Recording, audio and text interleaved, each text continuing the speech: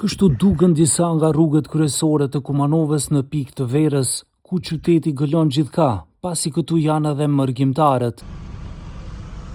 Temperaturat arrin rreth 40 gradë Celsius e kontenjerët e mbeturinave mbeten të mbushura me javë. Jo vetëm në bulevardet kryesore, por dhe në disa rrugica që i denoncuan qytetarët. Nga ana tjetër, prej muajit korrik janë shtrejtuar për 30% faturat e mbeturinave në Kumanov.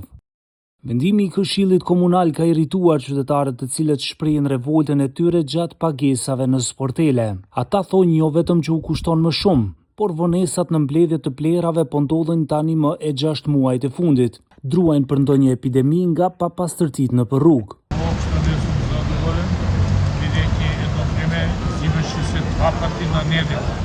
Сега ќе пројде и по 10-15 дена, додека не се јавам или други комшија не се јави, ништо нема, не собирам. Во врска со поскапувањето? Па и поскапување не треба да биде толку големо. Нормално е да се поскапи, али не 30-40%. Me përdoket më më zve, katastrofë jena. Në di ka nërë që një mujë, sot gje ka nërë. Po u shtrejtu?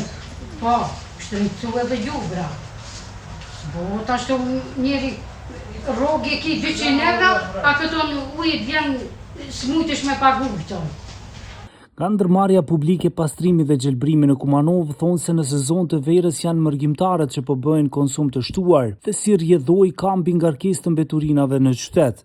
Ushtruesi i detyrës drejtor Sasho Tomić tha se kanë vënë të gjitha kapacitetet në funksion, por aq kanë fuqi.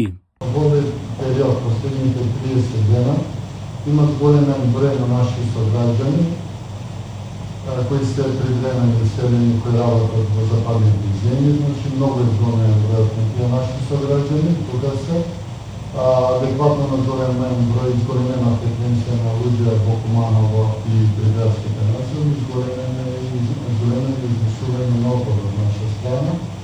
Секако ако можеме да изнесуваме дневно некаде околу 60 тона, се да изнесуваме околу 70 до 80 tona, prosječno dnevno. Përndryshe nga drejtoria ankohen se po punojnë me kamion të vjetruar dhe në numër të pakt, ku ka mungesa dhe në punëtorët. Madje ushtruesi i detyrës që udhëheq ndërmarrjen tha se e ka gjetur të mbytur në borxhe, ku vetëm në drejtorinë të ardhurave publike kanë paguar 20 milion denar për 8 muaj. Borxhe kanë edhe ndaj kompanive që blejnë pjesë rezervë të kamionëve dhe ndaj pagave të punëtorëve, disa prej të cilëve kanë nisur procese gjyqësore. Ndërsa veç rreth 80% e faturave paguhen rregullisht nga ana e qytetarëve, të cilëve u bë thirrje të shlyejnë borxhet me kohë, duke ju mësuar pagesa me këste, për t'i evituar shpenzimet e noterëve dhe të përmbaruesve.